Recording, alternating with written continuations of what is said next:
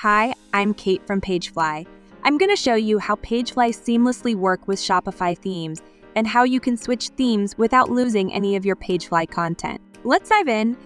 From your Shopify admin, go to Online Store at the right tools bar, then select Themes, select theme you want on Theme Library. At Add Theme option, you can add new theme by visit Theme Store, upload zip files, or connect from GitHub.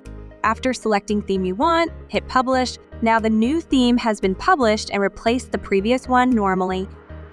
After that, let's take a look at how the process of switching themes works within PageFly. Usually, during this process, in the PageFly page editor, you'll see new pop-up information automatically in the bottom right corner of all pages you're working on. Then, click the View Details button to see the status of all your pages in one place. Another way for you to check the process is clicking this icon.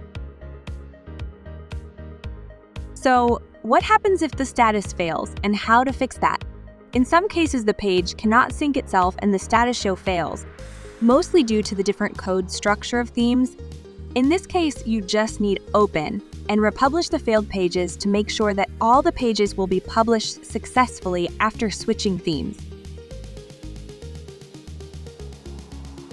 Lastly, we will learn about how headers and footers appear in PageFly page and how to hide them if needed. Firstly, you will need to access Page Settings modal. In the PageFly editor, click the three dots icon and select Page Settings. In the Page Settings window, turn off the option for Show Header Footer and click Save. Once you've saved your changes, click Publish to see your work live. And there you have it. This is the end of the tutorial.